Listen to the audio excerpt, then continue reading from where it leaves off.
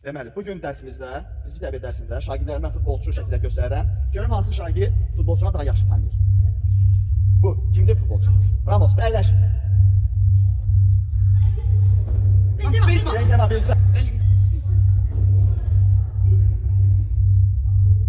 Yaş, bu futbolçu kimdir? Salah. Yox. Manchester United sıfır bir. Yaxşı, dəyişirəm kartı onda. Ne? Kartı dəyişirəm. Görüm kim tez daha cavab verəcək. Messi. Yox, ikimiz eyni anda cavab verdik. İndi başqa kart. Kartı dəyişirəm. Çox tanınmış futbolçu burada. Əşrəf Hakimi, Aysu, okey. Şey, Aha. Rafael Noah. Chelsea futbolçusudur, tanınmış futbolçudur. Dünya çempionu. Adı bilmem Argentinalı da. Ayso. Onun da hayranlıkta şey, adı neydi onun? Garnacho. Yox, dəyişən kart, bilməliyiz. Garnacho değil. Oynuyor da o da Chelsea oynuyor da. Bu da Manchester City köhnə futbolçu. Şimdi sən tap. Ayaqdan əyləş. Bu Azərbaycanlı futbolçu, Neftçinin futbolçusu olub və dövrünün Azərbaycanın qalmış futbolçusu olub. Bilirsən? Görüm də indi. Mahir, Konfik, nə oldu?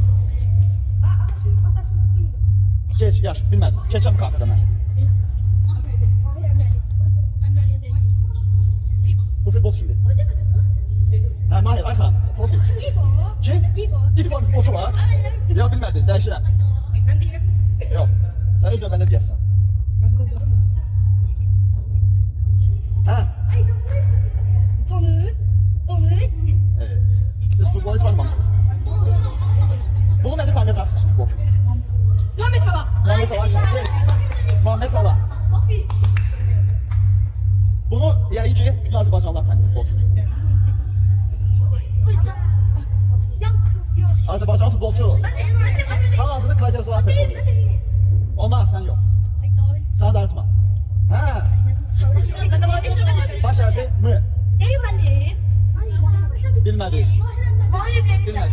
Bilmədiniz. Bəs bu Türkiyə futbolçunu kim tanıyır? Hal-hazırda Qalatasarayda oynayır. Kədərə Barcelona'da oynayır. Hə, yaxın gətirin. Hə? Bilmədiniz. Yaxşı, növbəti futbolçu. Bu çox tanınmış futbolçudur. Hal-hazırda Bayern'də oynayır. Yox, birinci o dedik. Kanye yox, onun necə tam ad nədir? Kane. Hə? Kanye yox. Harry Kane, Ayso, keç.